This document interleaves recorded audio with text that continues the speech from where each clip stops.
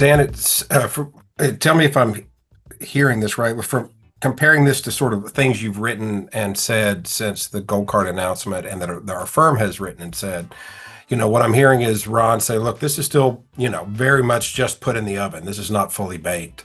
Um, and there are many ways to think about EB5 in relation to the Gold Card that, frankly, they could use EB5 or take lessons from EB5, right? In terms of those vetting sort of things we're talking about, including source of funds, including figuring out derivatives. Is that accurate?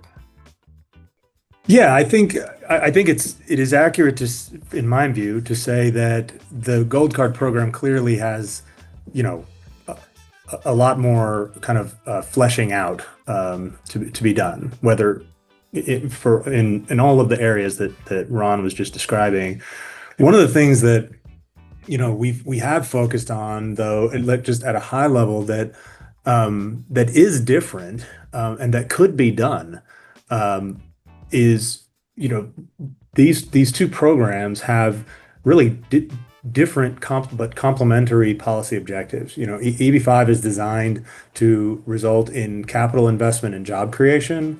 The Gold Card is designed to raise capital and pay down the deficit and the national debt. I mean, that was very clear when they made the initial announcement that was the ultimate, policy objective here. And those things are perfectly compatible.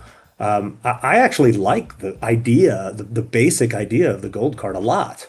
I think there's a way to do that could be and should be, frankly, highly complementary. But my view is that it requires Congress. I mean, it's not going to be something that, because the tax angle and the number of participants and everything else that we're talking about, for it to actually be a viable program and get to anywhere near, even close to the scale that the president and Secretary Lutnick would like it to reach, they are going to have to, in my opinion, convince their allies in Congress that this is a good idea and that it has to be enacted as law.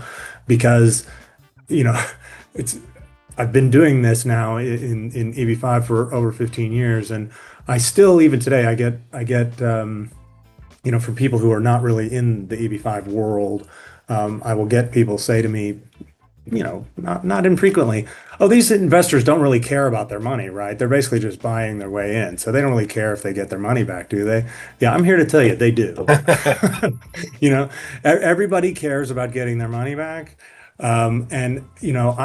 I've been fortunate, in this business and in my career, to know a lot of wealthy people, and even the wealthiest people I know do not sneeze at losing $1 million. I mean, these are people who pay accountants a lot of money to save $1 million in taxes. So in my judgment, if you're asking for a contribution, a gift to the federal treasury, there has to be a real trade there. There has to be a real deal that works, that can be relied upon. That's what people have in EB5 because it's enshrined in the statute. And I don't think that this is going to work with any lesser standard than that. But that's we'll see if it can evolve toward that. Ron, you aligned with that?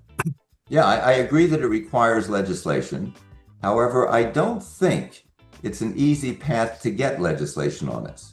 Remember, the EB5 program, which came about in 1990, was preceded by about 10 years of futile efforts to get some sort of investment green card program. Why? Because many in Congress did not want people to be able to, quote, buy their way into America. There's still, I think, a prevailing sentiment that we don't like the concept that you can buy your way into America. That's the reason that EB5 was fashioned the way it was. And I was involved a little bit in that process. You probably were also, Dan. And it wasn't. No, I'm not that old, Ron. Well, I am that old, so I will tell you, my son. What happened was that we couldn't get it in as an investment immigration program, but we were able to refashion it as an employment creation program. So you can be opposed to saying you invest $1 million and you get a green card, but it's hard to be opposed to saying you create 10 jobs for Americans by investing and get a green card. That's not as controversial. And that's what we have. We have an employment creation immigrant visa based on creating jobs by investing money. It's a pretty big step to go from there to saying, forget at-risk investment, forget job creation. All you have to do is write a big enough check and you get a green card. Not a lot of support for that in Congress. No, I think I did not mean to suggest that it would be easy, because I agree with you. I do not think it'll be easy. I think getting anything done, in the immigration area, because this would not be something, because they tried. This is not something that you could get done in a reconciliation bill where it can be a simple majority of Republicans. I mean, even if you could achieve that, which they weren't able to do, but having to get some level of bipartisan support for something like this, that's a tall order. I think that's right. And another interesting thing is, and you've been involved enough on the Hill to know this, the concept of increasing immigration to the United States of America is anathema to a very significant block of Congress, maybe even a majority. The idea that somehow we're going to increase immigration by, you threw out the word millions of people?